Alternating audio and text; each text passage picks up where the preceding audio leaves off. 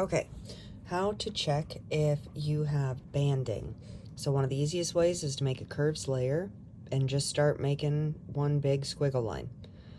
So you're going to put a whole bunch of points in your curves layer.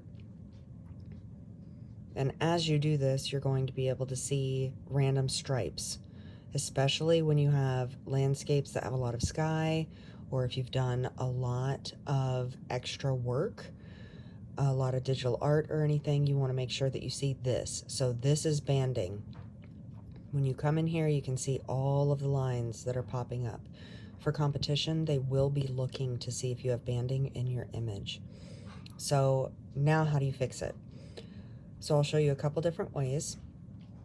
I've made a new layer, flattened it just so that you can see. You can hit Command J and drag it onto the top. I'm going to add noise. So I'm going to make this just a little bit more aggressive than what I normally would. So now you have a little bit of noise.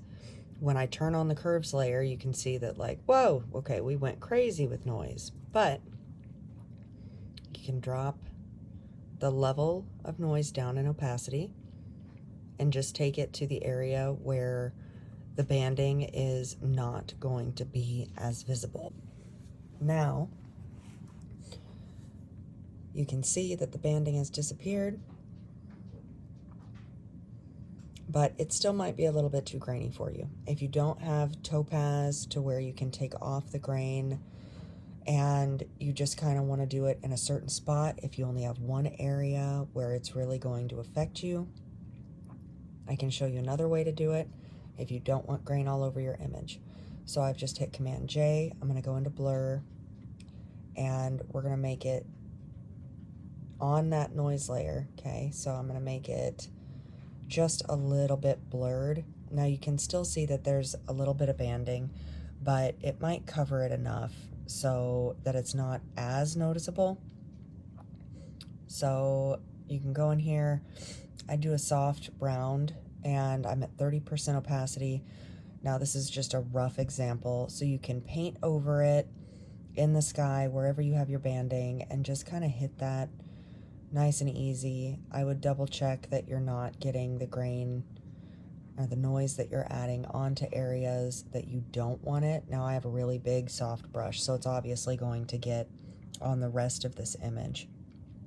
But this is a super easy way, and again, just showing some options. Now there was some color in here, so they might be able to see that in competition. Judges see all sorts of stuff. I would go ahead and hit a hue and saturation level and just drop that down.